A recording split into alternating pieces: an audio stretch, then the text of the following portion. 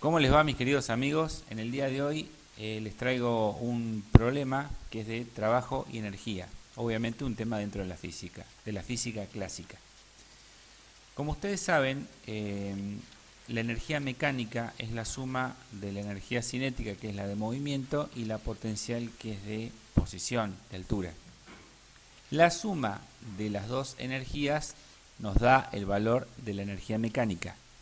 Esta energía mecánica se va a mantener igual, invariable, a lo largo de cualquier punto de una trayectoria como la que ven en el gráfico, siempre y cuando no existan fuerzas no conservativas. Por ejemplo, la fuerza de rozamiento. Como ven, a lo último, cerca del punto D, entre el C y el D, tenemos una distancia de 4 metros en la cual trabaja la fuerza de roce, ¿sí? Con un coeficiente de 0,80. Obviamente la fuerza de roce es una fuerza no conservativa, así que, digámoslo de manera vulgar, va a comer un poco de energía mecánica, se va a consumir.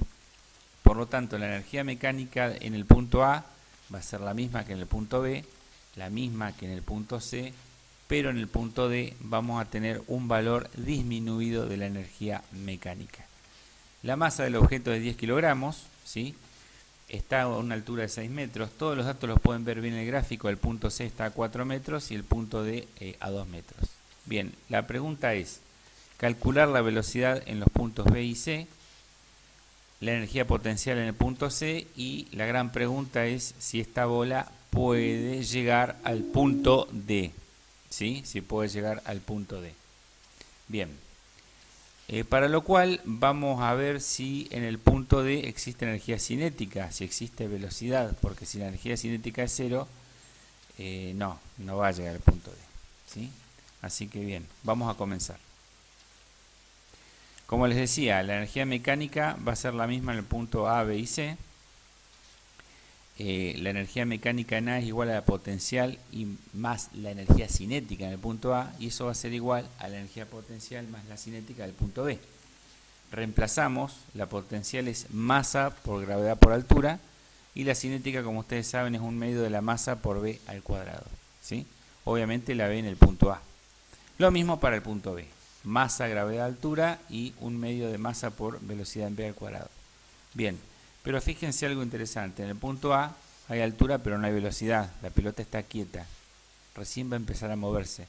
O sea que la velocidad en el punto A es cero. Esto se va a anular por completo. Es decir, no hay energía cinética en el punto A. Como no hay energía potencial en el punto B, porque en el punto B la altura es cero, es mínima. O sea que el producto MGH nos va a dar cero. Por lo tanto, nos queda que la potencial en A es igual a la cinética en B. Esto siempre ocurre en los puntos más altos y más bajos, ¿sí? A su vez, la masa como figura en ambos miembros, a la izquierda y a la derecha, que está en rojo, la podemos tachar. Y va a ser muy sencillo despejar la velocidad en B, porque el 2 lo pasamos multiplicando, ¿sí? Y el cuadrado lo podemos pasar como raíz cuadrada, ¿sí? Aquí vemos el despeje, es pura matemática, amigos, no es nada difícil. Por último, la raíz cuadrada nos va a dar 10,84 metros sobre segundo al cuadrado. Aquí hay un error, el cuadrado no debería estar, así que es metros sobre segundo. El cuadrado se va con la raíz, ¿sí? Metros sobre segundo. Bien, ya tenemos la velocidad en B, ¿sí? Bueno, a continuación vamos a sacar la velocidad en el punto C. Fíjense que en el punto C la energía mecánica va a ser la misma que en el punto A. ¿Por qué? Porque en el punto C todavía no existen ninguna fuerza de rozamiento. Bien, así que la mecánica en C es igual a la potencial en C más la cinética en C. Reemplazamos por sus fórmulas, masa, gravedad, altura, más un medio de masa por velocidad C al cuadrado, y masa, gravedad, altura lo pasamos restando a la izquierda, ¿sí? Así que nos va a quedar energía mecánica 588 Joule. ¿Cómo la sacamos? Es sencillo. Multiplicamos en el punto A la masa, que es 10 kilos, por la gravedad, que es 9,8 metros segundo al cuadrado, por la altura, que es 6 metros, ¿sí? Esa es la energía mecánica en A, que se va a mantener constante. Es decir, que 10 por 9,8 por 6 nos da este valor, no lo hice porque si no es muy extenso el cálculo, de 588 joules. Si a ese valor le restamos masa, gravedad, altura, pero del punto C, nos da 392 joules. ¿Por qué? Porque el punto C está más abajo. Es decir, no va a ser por 6, va a ser la masa, que es 10, por 9,8 por 4 metros, que es la altura del punto C. Por eso, a 588 joules, que es la mecánica, si le restamos 392 joules, nos va a dar 196 joules, que es la energía cinética que queda en el punto C. Es decir, solamente energía de movimiento. Como la cinética es un medio de masa por v al cuadrado, reemplazamos masa 10 kilos y todo esto es matemático. El 2 pasa multiplicando, el 10 dividiendo y el cuadrado como raíz. Fíjense, velocidad en el C nos da 6,26 metros sobre segundo. ¿Es lógico este resultado? ¿Sí? ¿Es lógico? Fíjense cuánto nos dio en B, el punto más bajo. 10,84. 10,84. Y en el C nos da 6,26. ¿Es lógico? La velocidad baja. ¿Por qué? Porque la velocidad va a ser la máxima en el punto más bajo, que es el punto B. Ahí adquiere la velocidad máxima. ¿Por qué? Porque es el punto más bajo. Porque en ese punto toda la energía mecánica es cinética, no hay potencial. En cambio, cuando va subiendo, la energía cinética se va consumiendo y la potencial va aumentando. Recuerden que la suma de las dos tiene que dar lo mismo. Por eso en los puntos más bajos siempre la cinética es más alta y en los puntos más elevados gana la potencial. Va ganando en potencial. Bien, entonces ya tenemos velocidad en el punto B y C.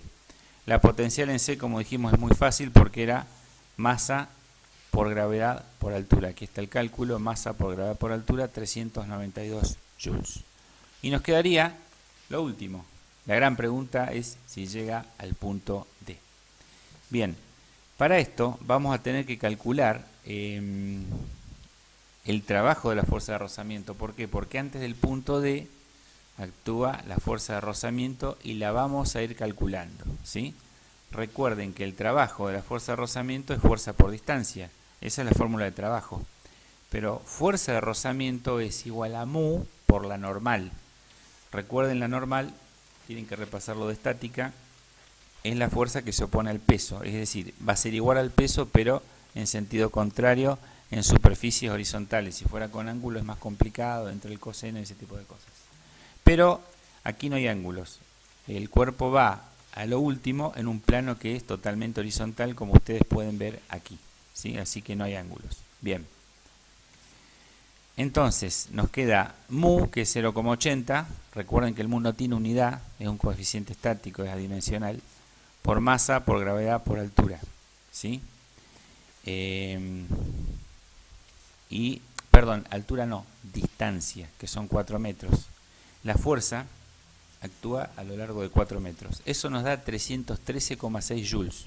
Ese es el trabajo de la fuerza de roce o de rozamiento, ¿sí? Bien. Entonces, la mecánica en D, que hubiéramos esperado que sea la misma mecánica en los otros puntos, 588 joules. Fueron 588 joules en el punto A, en el B, en el C, pero en el D no va a ser 588 joules.